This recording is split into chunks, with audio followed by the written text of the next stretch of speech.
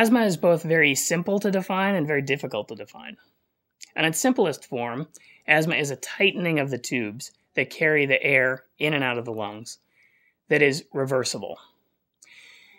On a complicated level, it's very difficult to tell whose tubes are tight enough to actually call asthmatic and whose tubes are just a little twitchy.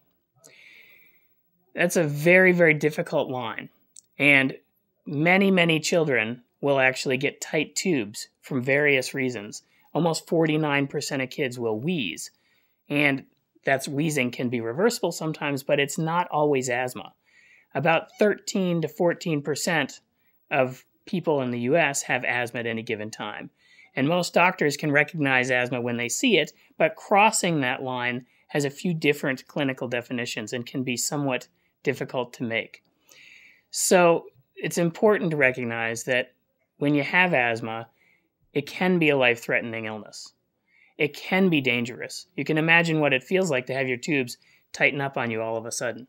Now, in today's technology, we have plenty of medications and delivery devices that actually relieve almost all of that, so that asthma doesn't have to be a life-threatening illness. 50 or 60 years ago, when we didn't have these things, it was a life-threatening illness.